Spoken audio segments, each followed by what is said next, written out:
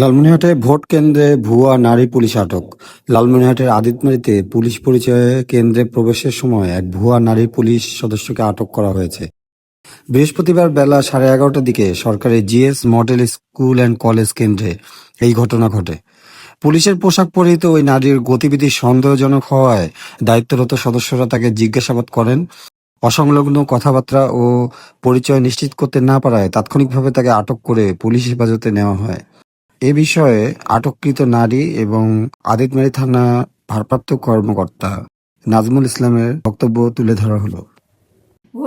পোশাক দেখতে আসছি, গোলাপ থানায় পাইছি ডাস্টবিনে 2টা পোশাক পাইছি।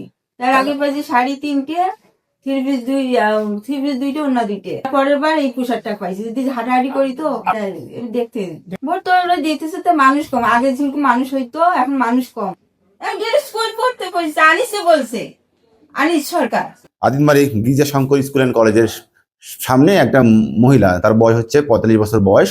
সে পুলিশের একটা শার্ট এবং একটা প্যান্ট পরে ঘোরাফেরা করতেছিল, পায়ে কোনো স্যান্ডেল ছিল, সে ঘোরাফেরা করতেছিল। স্থানীয় লোকজন তাকে মনে করছে যে সে তো পুলিশ না। তখন তাকে সন্দেহ হলে আমাদের ওখানে যে পুলিশ থাকে তাদেরকে সংবাদ দিলে সে পুলিশ ওখানে যায়, যাওয়ার পর তাকে জিজ্ঞাসাবাদ করে। দেখে যে সে আসলে বিভিন্ন কথাবার্তা বলছে, তাৎক্ষণিকভাবে আইনশৃঙ্খলা স্বাভাবিক রাখার জন্য সে আমাদের মোবাইল পার্টিকে দেয়, মোবাইলের থানা নিয়ে আসে। আমি তাকে বিভিন্নভাবে জিজ্ঞাসাবাদ করেছি, জিজ্ঞাসাবাদ করে তাকে জানতে পারছি সে বিভিন্ন সময় বিভিন্ন নাম বলে। এক সময় বলে আলবেলা, এক সময় বলে শাহনাজ, এক সময় বলে আবার আবেদা, এইভাবে কথাগুলো বলে। এবং তাকে সে এক জায়গায় গত পরশুদিন নাকি ডাস্টবিনের মধ্যে এটা পাইছে, এই পোশাকটা পেয়েছে, পেয়ে পরিষ্কার করে সে গতকালকেও পরছে, আজকেও পরে সে ঘোরাফেরা করছে। সে বিভিন্ন সময় বিভিন্ন পোশাক আশাক পরে। স্থানীয় লোকজনদের জিজ্ঞাসাবাদ করে আমি জানতে পারছি সে মানসিকভাবে ভারসাম্যহীন, সে বিকারগ্রস্ত, সে বিভিন্নভাবে চলাফেরা করে।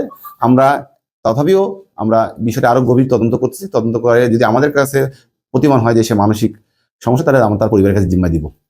দৈনিক আজকের বাংলা .net